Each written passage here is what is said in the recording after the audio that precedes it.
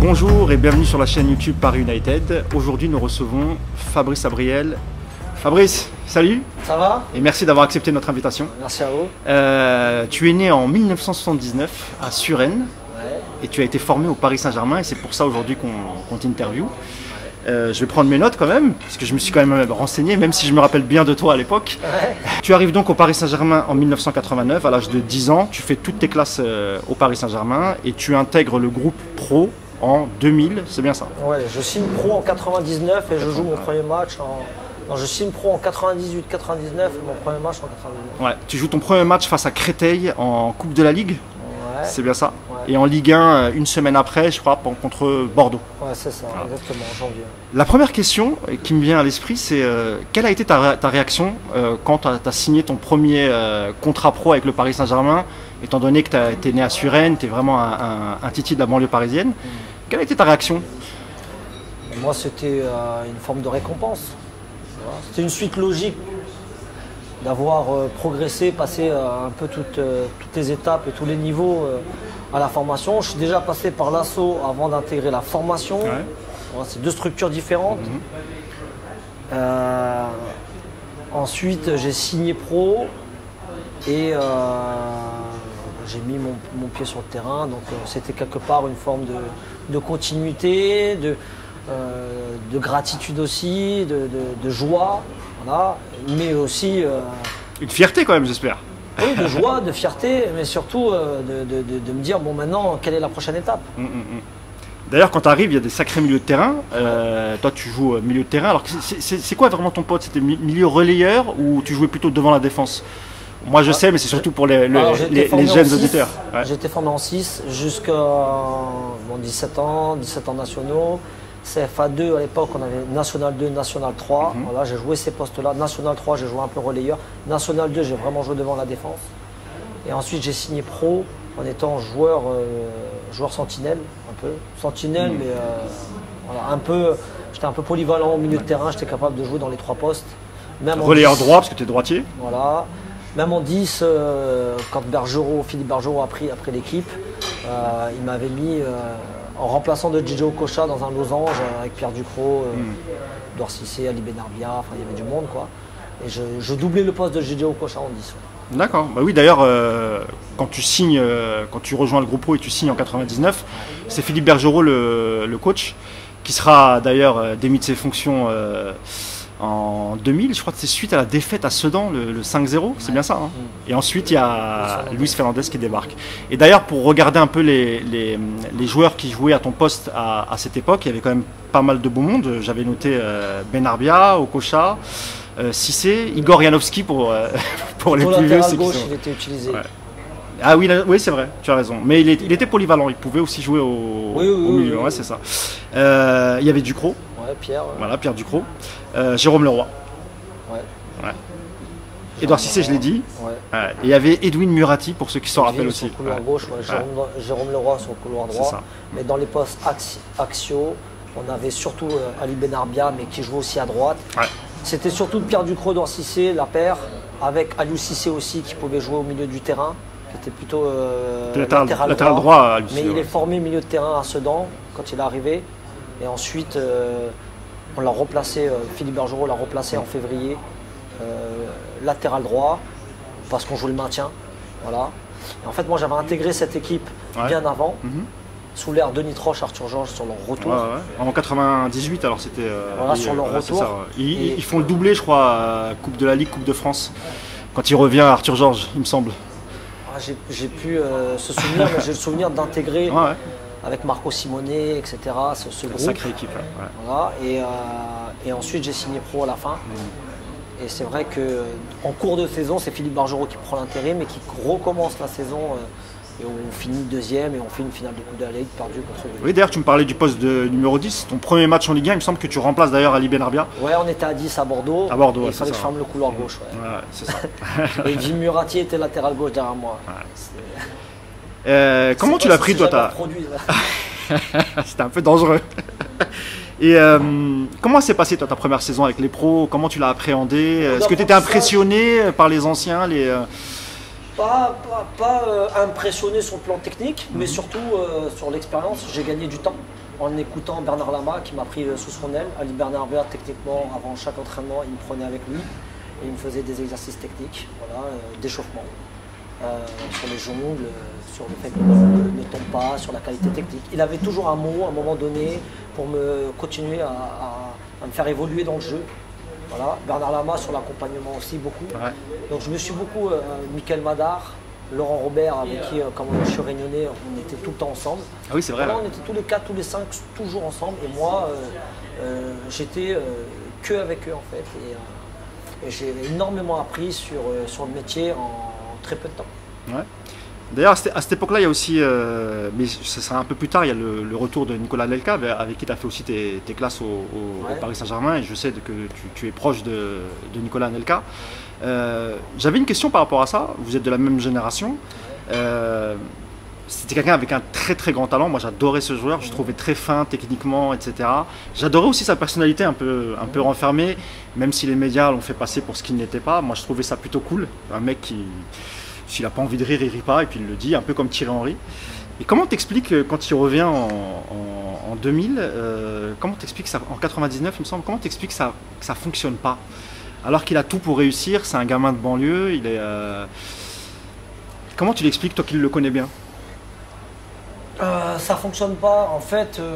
Ah, il y a des soucis aussi avec le coach. Hein. Non, mais c'est tout un contexte, c'est pas une seule personne qui est responsable d'un mauvais fonctionnement. Ça ne fonctionne pas qu'avec Nicolas, ça ne fonctionne pas avec l'ensemble de l'effectif. Voilà. Pourquoi? Parce que pour moi, avec mon expérience, avec le recul, qu'est-ce que je me dis? Je me dis, quand j'ai signé pro, c'est Jean-Luc Lamarche et Laurent Perper qui me font signer pro. Ils me proposent un projet de 4-5 ans sur on va rassembler le genre de banlieue, la banlieue avec le truc. Bon, j'ai pas trop compris, mais... On le voit en 2001 avec les arrivées de Peter Luxin de Marseille. En fait, ce que j'ai compris, c'est que il voulait peut-être qu'on fédère un peu, enfin jouer un peu sur l'image du club, que les joueurs de l'extérieur de la banlieue, de l'Île-de-France, qui a un énorme vivier, se retrouvent et s'identifient à cette équipe qui joue sur le terrain. Donc Bernard Mendy, Sylvain Distin, moi, Edouard Cissé, Pierre Ducrot, Peter Luxin, Stéphane Dalmat, Nicolas Anelka, j'en passe, Greg Pesley, etc., etc. Il y a Célim Benachour aussi à l'époque. Voilà, qui est venu un peu plutôt en décalé encore, parce qu'il était encore en formation, mais après il a intégré rapidement. Voilà, c'est tout ce projet-là qui était présenté, ce qu'on a signé, avec un responsable d'équipe, Philippe Bergeron. Donc, pour nous, on prend une direction. C'était un projet sur 4-5 ans. Voilà. Et je pense avec du recul que si on avait été au bout de ce projet, on aurait peut-être connu le même succès que l'Olympique Lyonnais à cette époque. Avec une base lyonnaise, des gens formés. Exactement. Donc c'est le Lyon des fins des années 90, début des années 2000. Voilà. Et je pense qu'on aurait bien concurrencé et je pense qu'on avait plus de talent. Mais on n'a pas duré dans le temps, donc on n'a pas pu... Et puis il y a eu un changement de coach aussi. Et dès qu'il y a eu ce changement de coach, le projet il est parti ailleurs. Il y a eu une nouvelle politique sportive. D'ailleurs, quand Fernandez arrive, il prend beaucoup de joueurs de Liga. Je crois que l'année où il arrive, l'année d'après, il y a Arteta qui arrive. Il y a un choix d'entraîneur. Ouais. L'entraîneur, il a choisi. Il est arrivé, il est choisi. Il fallait paraître, il fallait répondre aux attentes tout de suite. Parce il fallait du résultat tout de suite. Voilà, il n'était pas très bien placé. Il a amené des très bons joueurs, Gabi Enze, que j'ai retrouvé plus tard, Mika Arteta, Cristobal, Pochettino. Il n'y a rien à dire sur la qualité des joueurs. Voilà. Après, oui, donc tu as joué avec l'actuel entraîneur d'Arsenal. Oui. Et l'ancien entraîneur de Tottenham. Exactement. Pochettino. Ouais. Et peut-être le futur entraîneur du PSG. Gabi Enze, c'est possible. Ah, Gabi, voilà. Moi j'ai adoré Gabi, mais bon, après, on en reparlera tout à l'heure. Mais en fait, ce que je veux dire, c'est que le projet a pris une autre tournure. Et du coup, ce qu'on avait prévu de mettre en place, on a rechangé, bah, ça s'est entremêlé, ça a été trop confus. Puis après, c'est parti, on a changé de projet totalement. C'est à ce moment-là, toi, l'expérience que moi je retiens de ça, c'est que il faut que le club ait une identité et prenne un coach, un responsable d'équipe qui va continuer ce projet qui est mis en place par l'identité, par le projet, par le club. Voilà, le projet du club, c'est celui-là. Il faut un responsable d'équipe qui me permette de mettre ça en place. Ah ouais. Voilà. Mais on ne peut pas changer de projet au bout de 3-4 mois, de rechanger. Alors peut-être qu'il s'était trompé sur le premier projet, qu'il n'était pas finalement faisable, je ne sais pas. Mais au final, je me rends compte que quand on change de projet en cours de saison comme ça, ben on perd des gens. Pourtant, c'était une bonne idée de faire revenir Luis Fernandez. Quand tu parlais d'identité de club, Luis Fernandez, il représente quand même, il a une grosse identité PSG. Et surtout malgré ça, lui... son premier passage, nous on a le souvenir à cette époque qu'il n'y avait pas de statut sur le terrain, c'était au mérite. Donc on a vu l'émergence d'un Didier Domi, d'un Nicolas Anelka, d'un Jamel Belmadi, à l'époque c'était Samir Almerache, Omar Diong, Pascal Nouma, Francis Lasserre, Bernard Alou. Je peux t'en citer énormément dans la même saison. Donc nous, quand on voit ça, Jérôme Leroy, j'oublie tout, etc. Quand on voit ça, on se dit qu'en retour, c'est bon, ça rentre pile poil dans le projet. Ah ouais.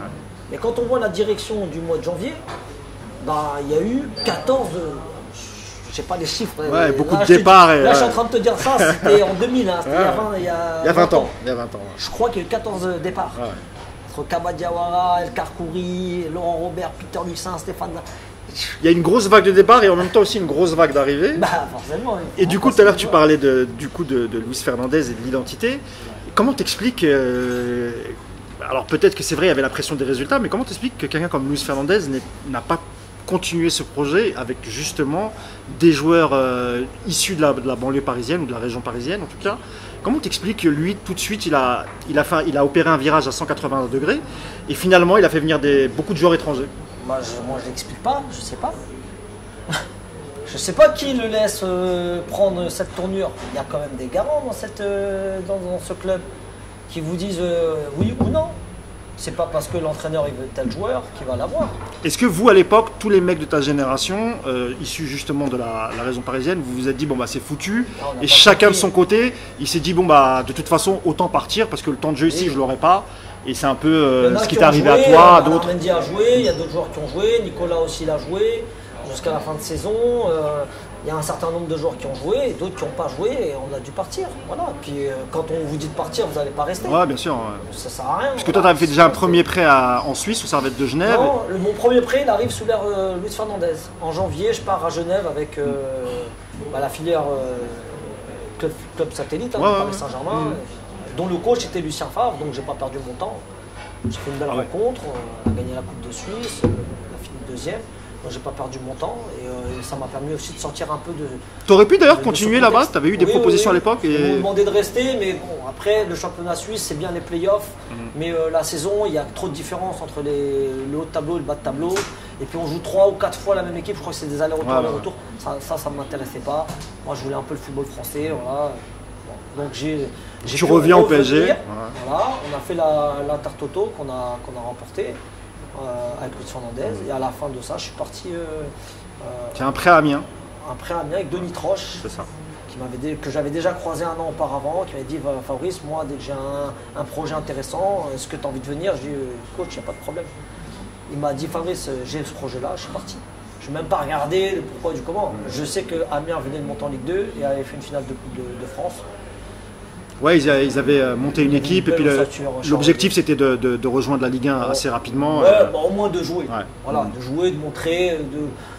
D'ailleurs, tu joues quasiment, tu es titulaire indiscutable tous les matchs, c'est ça. Hein. Ouais, et puis d'ailleurs, comme ça s'est très bien passé, je suis rentré au Paris Saint-Germain à l'époque, c'était Pierre Frollo, le trésorier.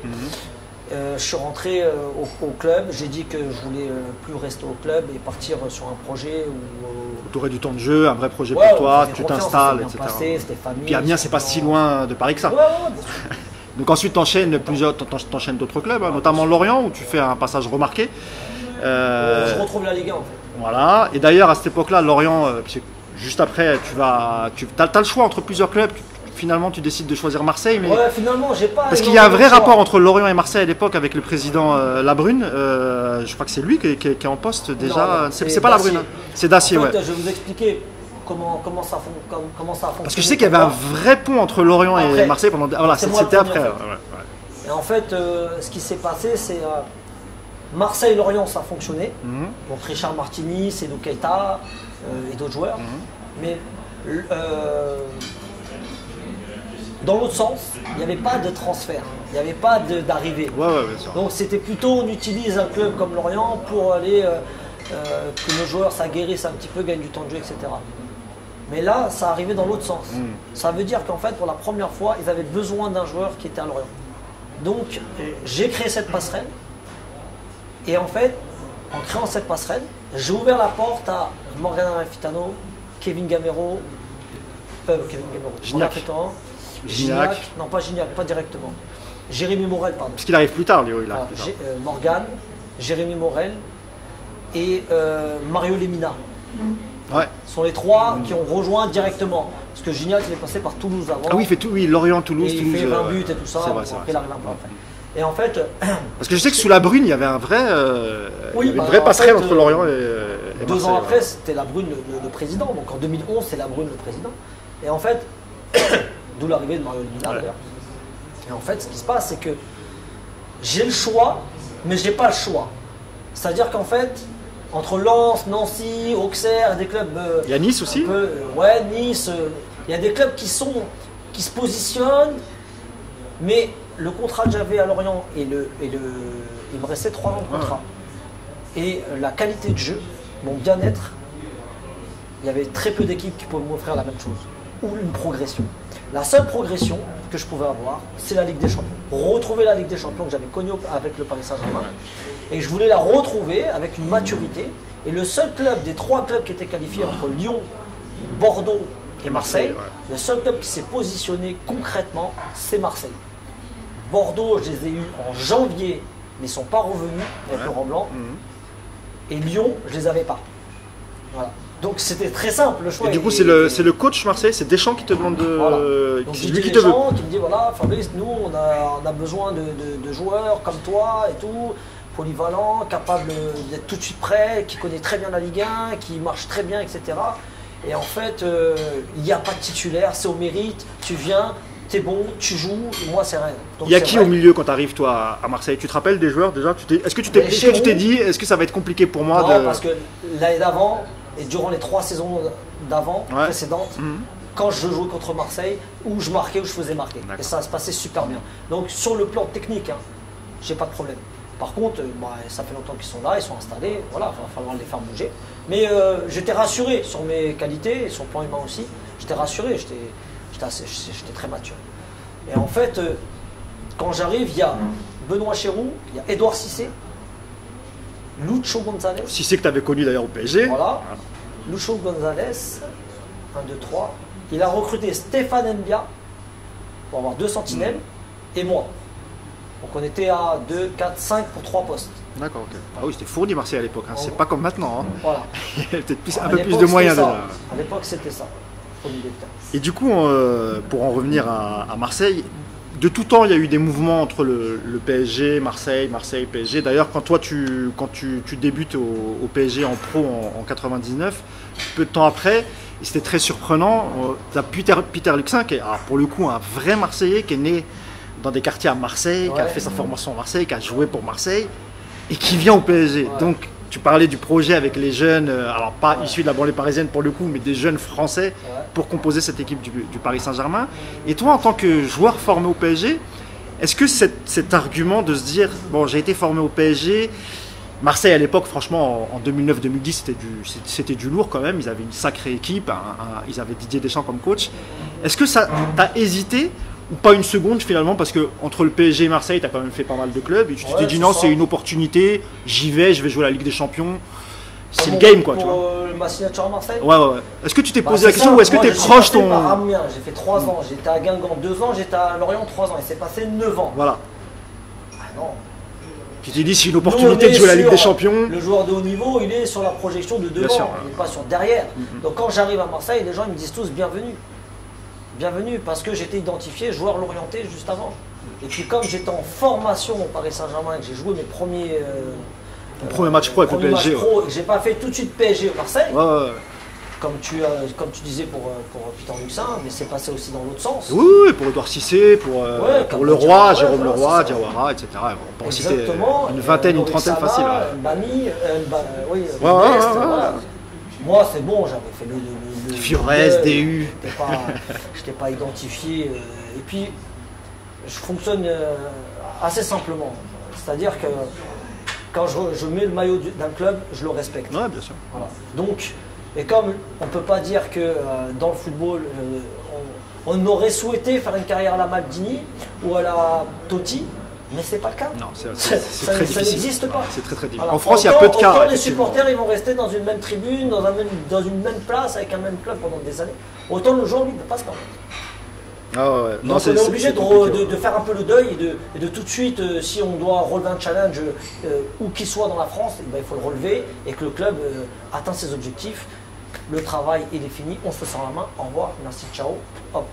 L'essentiel, c'est quoi? L'essentiel, c'est que quand Marseille voulait être champion, on a été champion.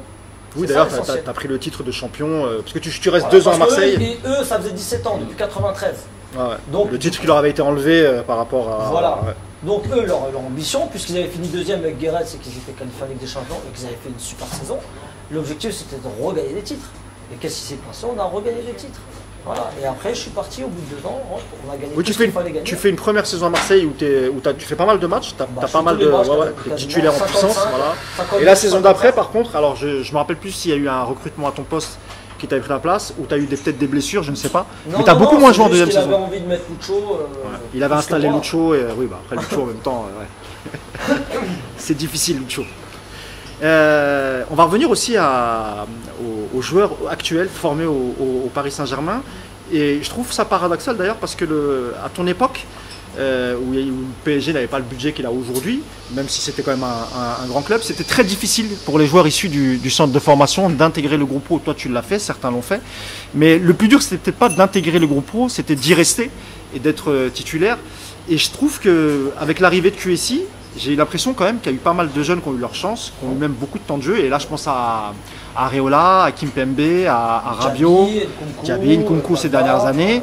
Qu'est-ce que tu penses de ça, toi? Est-ce que tu t'estimes toi aussi que c'est quand même plus facile aujourd'hui pour un jeune issu du centre de formation du Paris Saint-Germain d'avoir du temps de jeu en équipe première? Ou tu estimes que c'est plus dur aujourd'hui qu'à ton époque? Moi, j'estime qu'aujourd'hui, ça a l'air beaucoup plus simple qu'à ton époque. Je ne vais pas faire le vieux jeu, mais c'est marrant que tu me poses cette question, parce que je viens de voir une interview de Zinedine Zidane qui disait justement ça, c'est que c'était plus facile aujourd'hui d'accéder et d'avoir sa chance.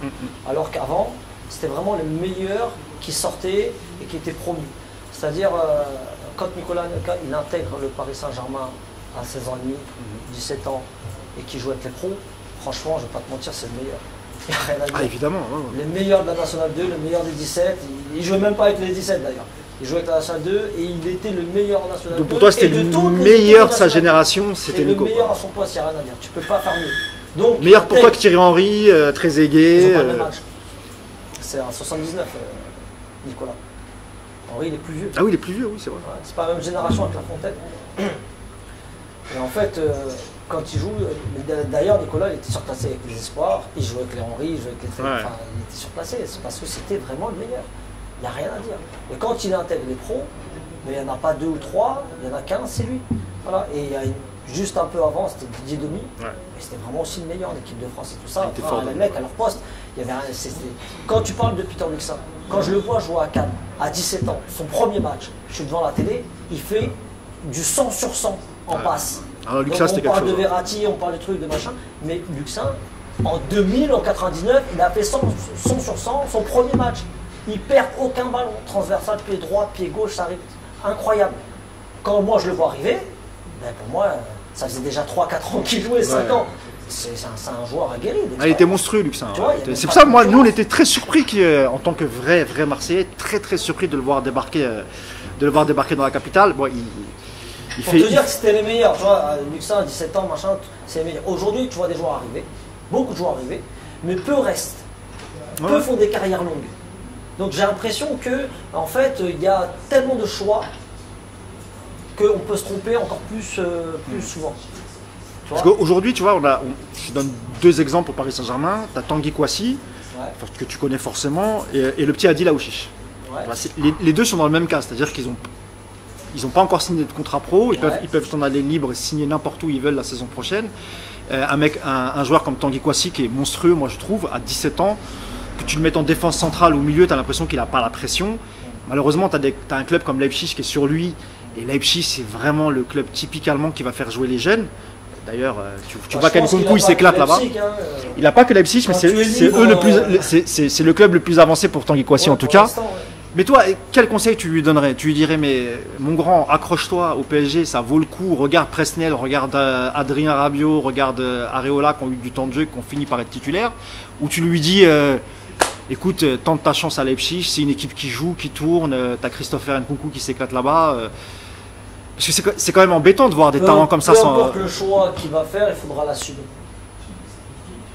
Donc, je ne vais pas lui dire reste, accroche-toi au Paris Saint-Germain si le Paris Saint-Germain ne le met pas. C'est pas possible. Pourtant, ils n'ont pas un projet de développement, s'ils ne lui font pas la place, mais en même temps, ils ne peuvent pas lui faire la place parce que c'est un jeune joueur qui doit encore se développer. Donc, il y a cet équilibre entre va gagner ta place et tu as ta place. Il y a cet équilibre, c'est le curseur.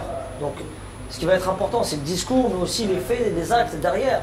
Mais est-ce que tu ne penses pas que dès que là, par exemple, regarde, on a une super opportunité, il y a un match retour. Kouassi, il peut jouer au milieu. Bien sûr. Ben, ça sera un vrai signe du club de le mettre. Dès qu'il y a une opportunité, il faut mettre. Il ne faut pas changer les joueurs pour mettre les joueurs là. Il a eu pas mal de temps de jeu, plus vers la fin de première partie de saison. Il a eu un peu de temps de jeu, Kouassi, parce que je pense qu'ils se sont rendus compte que s'il ne lui filait pas un minimum de temps de jeu, il ne va pas réfléchir à une signature, il va accepter de partir. Après, je pense que c'est difficile aujourd'hui pour un jeune joueur parce qu'il y a beaucoup d'argent dans le foot, tu le sais très bien. Maintenant, tu as Kouassi et tu as Aouchiche. Voilà. Et tu en as d'autres aussi. Comment tu fais pour faire la place à tout le monde? C'est vrai, donc ça veut dire qu'en fait, le projet de formation, il prend son sens. Mais ils sont jeunes, Fabrice, ils ont que 17 ans, tu vois. Il prend son sens, mais depuis bien avant, depuis 3 ou 4 saisons avant, pour qu'ils arrivent à un moment donné à intégrer. Moi, les joueurs de formation, c'est la matière première d'un club. D'accord? Donc, si tu ne peux pas aller acheter Messi, essaie de le fabriquer, de le produire. C'est ce qu'avait dit Nasser Al-Khelaifi en reprenant le PSG en 2011. Mais maintenant, quels moyens tu mets à l'intérieur de ça? C'est bien de le dire, c'est très bien. Mais le projet prend son sens à partir du moment où on met le plan d'action en marche. Après, il y a un suivi, il y a une évaluation. Dans la méthodologie de projet, il y a une évaluation. Alors, dans 1 an, dans 2 ans, j'ai dit ça, 1 an, N+1, N+2, N+3, on en est où? Il est où mon joueur il est où mon Lionel Messi? Le seul qui a été présenté comme Lionel Messi, c'est Kais Ruiz. Pas vraiment une réussite. Non, mais ils l'ont bien sûr, comme ça. Bon, il l'avait arraché pour derrière, il l'avait arraché à Barcelone. Alors derrière, il faut, comment te dire, il faut mettre tout le projet en place pour qu'il puisse arriver. Mais lui aussi, il doit faire l'effort. Tu comprends ce que je veux dire? Donc en fait, si Kais Ruiz, il n'est jamais monté en équipe première. Pour moi, tu peux pas écrire. C'est qu'il y a un problème, tu comprends ce que je veux dire? Tu peux pas écrire que lui, à 12 ans, il est là, il va arriver là. C'est pas possible. Il y a l'adolescence, il y a le double projet, le projet scolaire, il y a le contexte, il y a la concurrence, il y a la maturité, il y a tout l'environnement. Mais il y a aussi l'économie du foot, il y a autour aussi, c'est ça le problème. C'est qu'aujourd'hui, à 17 ans, quand on t'explique qu'il y a des clubs à l'étranger qui peuvent te faire signer avec une prime à la signature qui avoisine les 1 million d'euros. Il n'est pas qu'il arrive en fin de contrat. Oui, c'est qu'on aurait dû. Il était où? Il y a 1 an avant, tu ne le comptais pas parmi tes meilleurs joueurs. C'est ça le problème. Et maintenant, tu as des joueurs qui ont un développement lent et un développement rapide.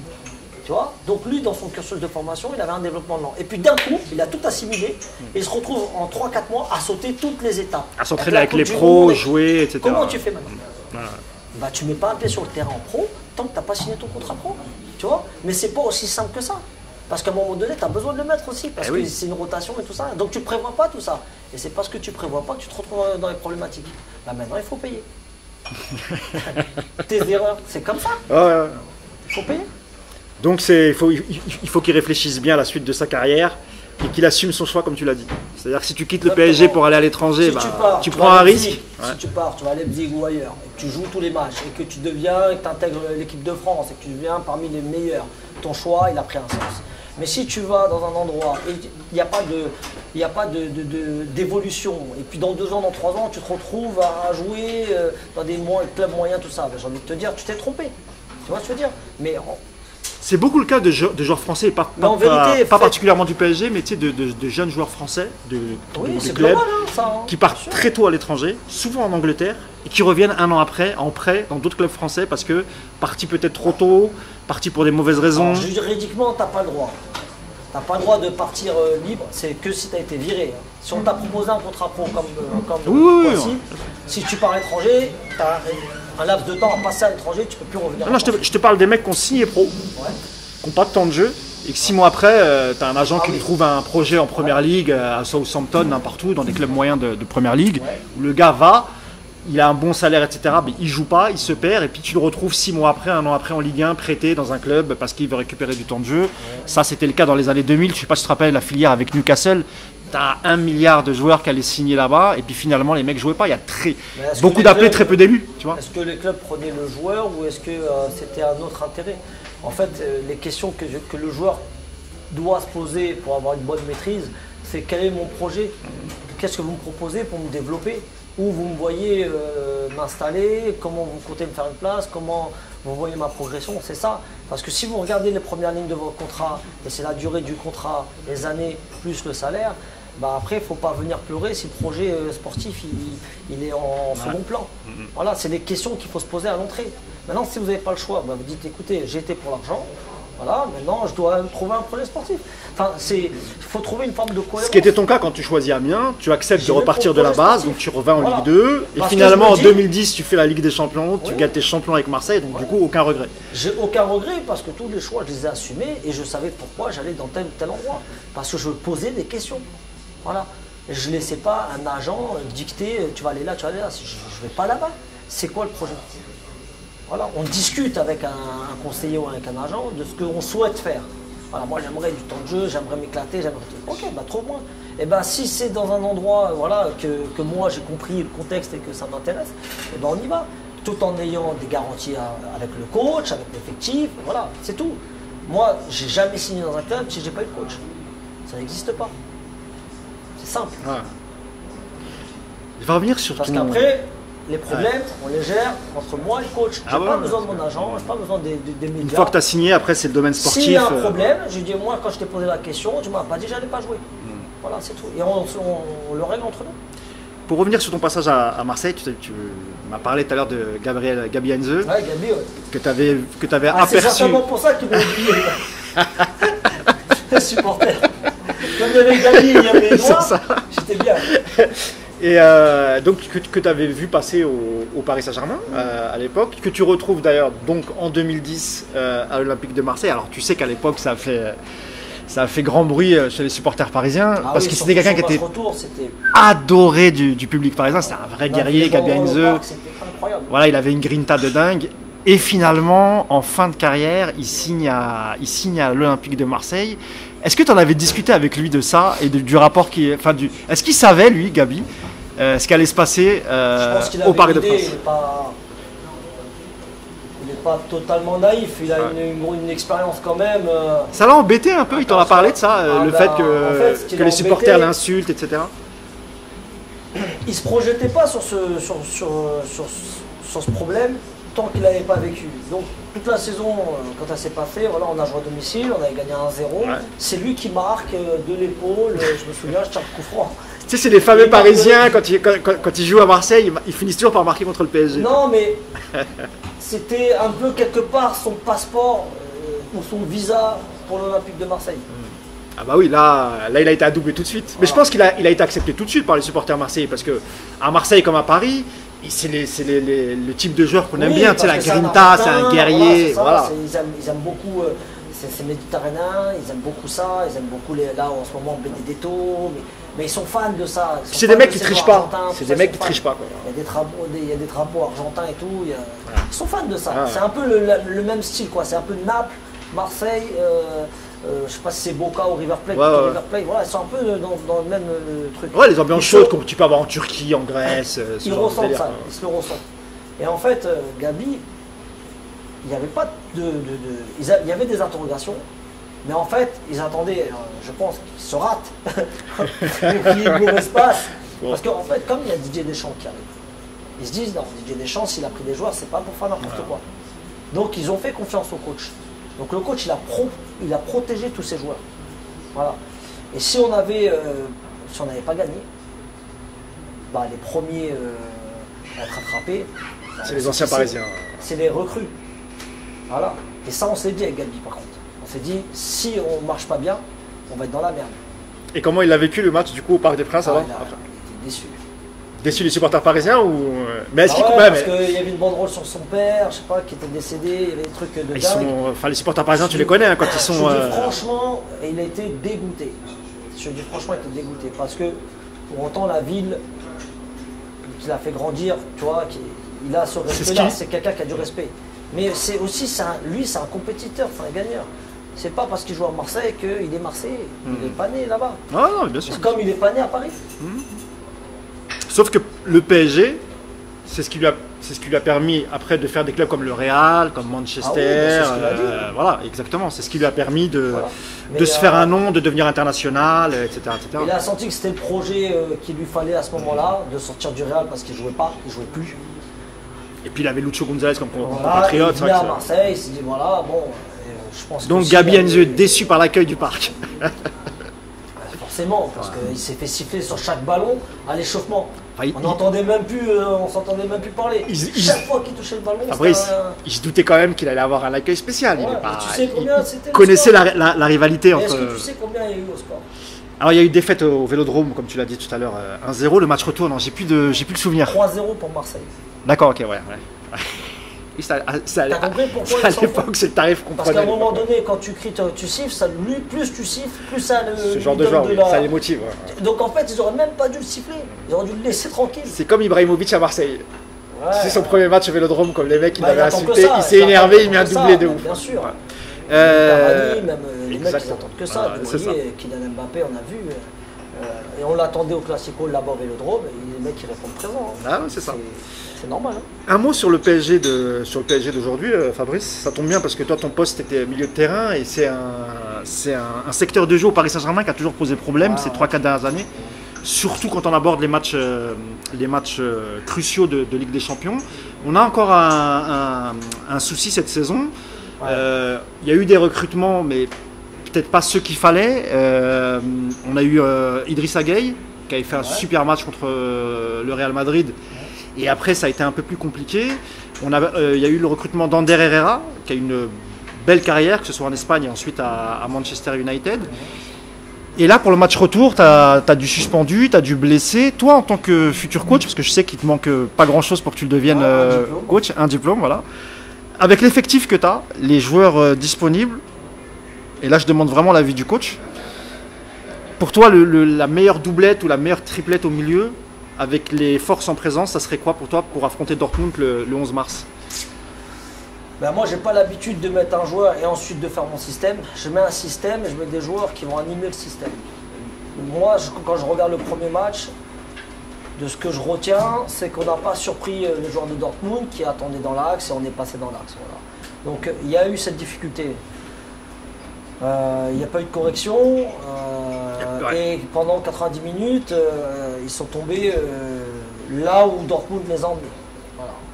Alors que d'habitude, Tuchel, c'est un coach qui en cours de match, quand il voit que ça va pas, opère des changements. Là, il ne s'est rien passé. Peu importe, il est à 2-1, peut-être qu'il sent que il est capable de faire un 0 à domicile et puis ils vont se qualifier. Enfin, je veux dire, c'est un match aller-retour. Il a ses raisons, c'est pas le problème. Ses choix, à la fin, c'est lui qui rendra ses comptes. Donc s'il a considéré qu'il y a deux parties et que la première partie c'était réduire l'écart, s'il pouvait être devant, tant mieux. Si c'est match nul, il y a une deuxième partie, on fait la différence à domicile. Si on n'est pas très loin, on est capable d'aller chercher. C'est lui qui voit. Bon. Maintenant, moi je regarde sur le terrain. Je me dis, on a eu du mal à proposer des choses et à faire mal à cette équipe.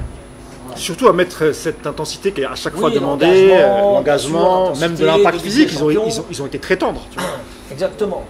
Je pense que sur ça, on a été déficient. Maintenant, le match retour, moi je le vois comment? Je me dis, ils vont nous attendre dans certaines choses, notamment, ils pensent qu'on va aller la fleur au fusil. Oui, genre on n'a plus rien à perdre. Précis, tout ça, que s'ils sont bien en bloc, bien bas et bien les uns avec les autres, ils vont utiliser nos ballons, ils vont récupérer nos ballons, ils vont les utiliser, ils vont nous contrer, comme ils ont fait un petit peu à un moment donné dans le match à domicile. Mais d'ailleurs, est-ce que tu penses que le PSG est capable de faire ça? Donc à contrario, le PSG, parce que je ne sais pas si tu te rappelles du match contre Munich. Il faudra qu'il le fasse. Tu te rappelles du match contre Munich au parc, où Munich avait vraiment, ils avaient dominé, archi dominé. PSG avait joué très très bas. C'était le Bayern d'Ancelotti. D'ailleurs, il se fait licencier juste après. Et ils finissent par gagner le match, le PSG, mais que en contre sur 3 actions. Je pense que l'avenir du Paris Saint-Germain, il passera par cette attitude, à savoir accepter la domination de l'adversaire pour utiliser leur force. Parce que tu as des supporters qui disent mais pourquoi le PSG ne tente pas ça de temps en temps face à des équipes archi-agressives, attendre avec un bloc bas. Un sentiment de supériorité technique et individuelle. Et c'est vrai. Parce qu'avec Mbappé devant, c'est vrai que ça serait vraiment le système idéal face à des équipes agressives. Tu ne peux pas demander à Neymar, à Mbappé, à Cavani, à Di Maria d'accepter de ne pas avoir le ballon. De jouer un peu comme l'Atlético. Voilà, c'est ça, alors qu'eux, ils pensent que, au contraire, c'est les meilleurs. C'est en prenant les initiatives, c'est en prenant. Mais je veux dire, c'est que ce n'est pas les joueurs qui vont dire on joue comme ça, on joue comme ça, on joue comme ça. C'est le coach. Et si le coach, quand il dit non, aujourd'hui on va laisser le ballon à l'adversaire, on va leur faire mal en contre, il faut qu'il mette les joueurs à l'intérieur. Maintenant, si tu ne peux pas enlever des joueurs, et c'est un peu le problème qu'il a, tu es obligé de mourir comme ça. Parce qu'eux, ils veulent jouer avec le ballon, ils veulent presser haut, tout ça. Maintenant, il va falloir que tu aies des couvertures. Donc, quand tu me dis, oui, quelle personne on va mettre, peut-être que je mettrai Kouassi et un autre à côté de lui au milieu du terrain pour faire mal à parce que vu Kouassi, je pense que pendant 1 heure de jeu, si je lui demande d'aller agresser... de récupérer la balle dans les pieds de mettre une pression sur Witzel ou sur Emre Can, lui, il va le faire. Et je pense qu'ils vont avoir peur de lui. Tu vois, parce que Gay, au milieu du terrain, Gay, il a ce profil-là. Quand il joue en première ligue, par exemple à Everton, c'était un peu son jeu. Ils peuvent y aller à 3, ils peuvent aller à 2, attaquer, mettre la pression et puis mettre un 10 comme Neymar, mettre des joueurs sur les côtés pour aller mettre des centres parce qu'il les a tendus dans l'axe. On peut élargir, on peut mettre Di Maria en vrai faux pied, pied gauche et un Mbappé à droite parce qu'on sait très bien qu'il va falloir un mec de tête, donc ou Cavani ou Icardi. Mais du coup, toi, tu garderais le système qu'avait mis en place pendant 2-3 mois à 4-4-2 ou tu reviendrais un attaquant de pointe de surface, un vrai numéro 9 parce que Mbappé, on rappelle, c'est pas un numéro 9. Lui veut que marquer. Voilà. Ouais, donc un Icardi, un Cavani. Voilà, je mettrai des joueurs sur les côtés pour bien avoir la possibilité d'aller sur les côtés. Sarabia pour toi, Sarabia ou Di Maria pour toi? Di Maria. Parce que Sarabia, il est pas mal quand même. C'est très bien. Peu importe, il faudra qu'il fasse. Tu vois, c'est des gauchers, ils savent centrer, ils ont un bon pied. Il faudra qu'il fasse. Pas de problème. Neymar de l'autre côté, du coup? Voilà, non, pas Neymar. Neymar, je le mettrai en 10. Ah, tu le mets derrière, d'accord. En fait, moi, ce que je mettrais, c'est une possibilité d'aller sur le côté et une possibilité d'aller dans l'axe. Tu vois, si je trouve Neymar, il y a un décalage, il y a un espace, je sais qu'il peut me faire des différences. Mais si c'est bloqué là, je veux avoir la possibilité d'aller sur les côtés. Tu comprends? Je sais que Neymar, il est capable d'arriver en. Donc, ça serait quoi? Un 4-2-3? Ouais. Avec 2-6, par contre, eux, ils ratissent. Voilà, Gay, Kouassi, vas-y, vous bougez pas de là. Voilà. Paredes, vous passez pas devant le. Paredes, dans un deuxième temps, parce qu'il a la faculté de casser des lignes Paredes que peut-être il ne peut pas faire Gay ou quoi. Fermé, si on voit vraiment qu'on a pris.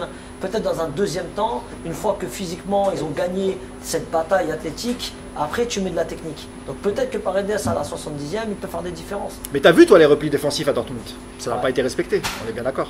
En tout cas, pas par tous les attaquants. Ceux qui étaient présents à Dortmund. Et même on le voit même parfois dans certains matchs de Ligue 1 où il y a une certaine facilité parfois, tu vois. C'est normal. Moi quand je vais au parc et je vois par exemple l'attitude d'Mbappé parfois, alors parfois on le voit pas à la télé parce que les caméras sont sur les joueurs qui ont le ballon, mais Mbappé c'est vrai que parfois il a des attitudes où il perd le ballon, il met les mains sur les hanches, ou bien il crie, ou bien il reproche tu sais, à ses coéquipiers de ne pas avoir fait le... j'ai vu sur Cavani le dernier but que Mbappé marque, je sais pas si c'était au parc contre Bordeaux.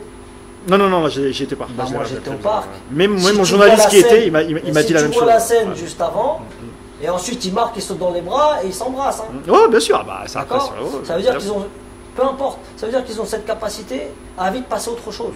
C'est pas parce qu'ils boudent que le mec il va pas marquer. Hein. Ouais, non, c'est clair, bien sûr. Donc ça veut dire que ça sert à rien de passer du temps. Ça arrive plusieurs fois dans un match.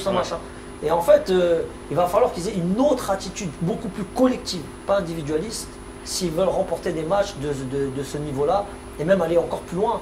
Parce que là, il faut vraiment qu'ils soient ensemble. Et ce qu'on n'a pas vu à Dortmund, c'est qu'ils n'étaient pas ensemble, ni pour attaquer, ni pour défendre. Tu vois, et oui, il n'y a jamais eu cette cohésion d'équipe. Alors qu'en face de toi, tu avais un vrai bloc. Il y avait un vrai bloc. Et quand tu vois, et en fait, quand tu vois un bloc comme ça, tu le vois par les distances, par la vidéo, voilà, par le visuel. Mais à l'intérieur de ça, tu vois un mec comme Haaland, mais ça c'est juste c'est visuel. Hein.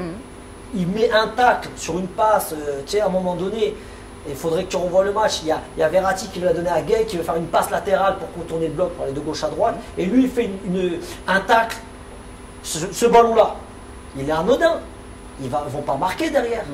Mais pour dire, on ne vous laisse pas faire des passes faciles. Pour vous dire, je suis là, je défends.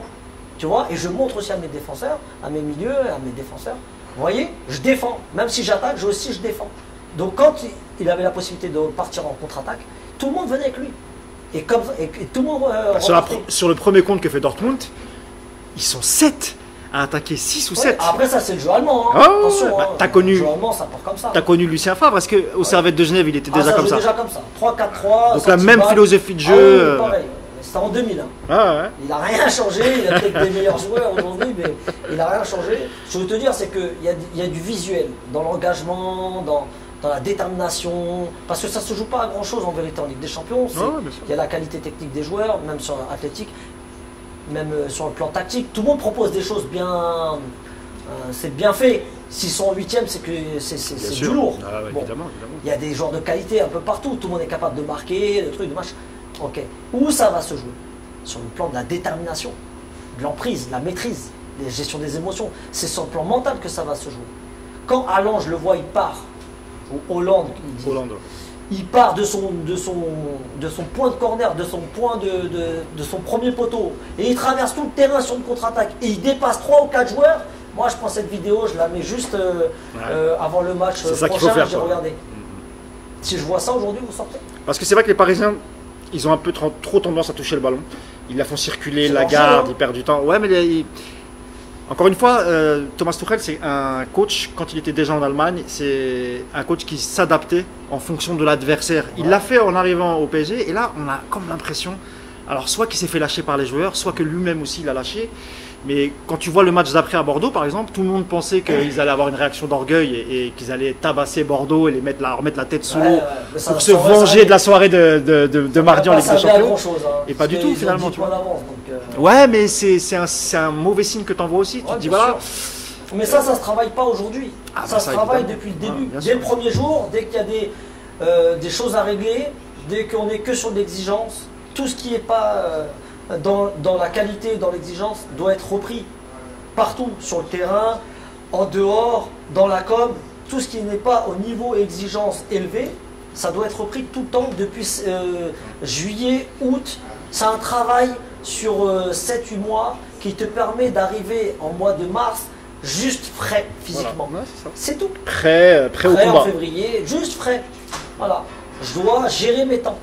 Mais sur le plan de la qualité, d'exigence, tout, concentration, etc., ça doit être déjà travaillé depuis longtemps. C'est comme ça que tu bâtis une saison. C'est comme ça. C'est difficile de se transcender à un moment donné, tu vois, à un moment précis. Le Real l'avait très bien fait il y a 2 ans avant d'affronter le Paris Saint-Germain. Je ne sais pas ce qui s'est passé, ils ont redéclenché un truc. Mais comme il avait déjà gagné, ça s'était juste un petit peu enlevé pendant 3-4 mois. Juste le temps de retrouver un peu cette fraîcheur, cette envie d'aller regagner. C'est comme cette saison, le match aller au parc, on ne les a pas reconnus. Et chez eux, franchement, Paris a fait un 2-2 miraculeux, mais on n'a pas reconnu le Real de Madrid. Donc ça rejoint après ce que tu veux. Bien sûr. Cette capacité, très peu d'équipes. Un dernier mot, Fabrice. Tu penses que c'est jouable? Et j'ai envie de te demander ton pronostic le 11 mars pour le PSG Dortmund. Moi, je pense que c'est très jouable. C'est très jouable. Tu restes optimiste malgré tout? Ouais, parce que Au niveau des stats, moi je suis assez rationnel. Au niveau des stats, de 1, 70%, l'équipe qui reçoit, elle est capable de marquer à 0. On rappelle qu'il faut juste 1-0 pour une victoire du Paris Saint-Germain. Voilà, exactement. Quand je vois le nombre de joueurs capables de marquer, le nombre de buts qu'ils ont marqués, je pense qu'un but, ils sont capables de le faire. D'accord? Maintenant, moi, la question que je me pose, c'est combien ils vont en prendre? Voilà. Parce que c'est bien de marquer. Et puis tout dépend aussi de la charnière, parce qu'on rappelle que Thiago Silva est blessé. Ah oui, oui, c'est compliqué. Tu vois ce que je veux dire? Bien sûr. Donc il ne faut pas prendre de but, il faut être solide. Et en fait, le but, tu peux le mettre à la 89e en étant patient, en étant solide. Ça suffit. 89e, 1-0, ça suffit. D'où l'idée du bloc bas, pour ce genre de match. Ça peut être une option. Voilà, exactement. Mais quand même, d'assurer d'abord la phase défensive. Quand même d'essayer de faire des différences et d'avoir toujours un équilibre d'équipe. Mais tu ne peux pas te couper en deux en fait. Voilà. Ça, dans le football, c'est vrai à tous les niveaux, te couper en deux, 4 joueurs qui attaquent, 5 qui défendent et un qui est au milieu et qui fait les relais. Ça, à un moment donné, à 70e, les mecs ils explosent. C'est très compliqué. En tout cas, je te remercie Fabrice. Merci à toi. Merci d'avoir accepté notre invitation. On croise les doigts pour le 11 mars. En tout cas, nous, toi je sais pas, mais nous on croise. Et je te dis ça m'intéresse de voir comment ils vont aborder cette rencontre, mais surtout les semaines un petit peu avant, les jours un peu avant. C'est ça. D'ailleurs, il y a une petite tendance, ça ne veut rien dire, mais. Il y a un match contre Lyon comme demi-finale. Lyon qui a assuré en Ligue des Champions face à la Juve. Donc ça peut être un dernier très bon test pour le PSG. Ce sera une semaine de Dortmund. Écoute, on verra. En tout cas, merci beaucoup Fabrice. Ça marche. Je te souhaite bonne chance pour ta future carrière de coach. Je sais que tu es à 2 doigts de. Voilà, encore un petit test à passer, c'est bon. J'espère te retrouver sur un banc. Après, il y a être bon. Écoute, j'espère te retrouver sur un banc dès la saison prochaine, Ligue 2, Ligue 1. Tu es ouvert à tout. Ouais, bien sûr. Écoute, je te souhaite bon courage et merci encore Fabrice. Merci. Et à très bientôt. Allez, ciao. À bientôt.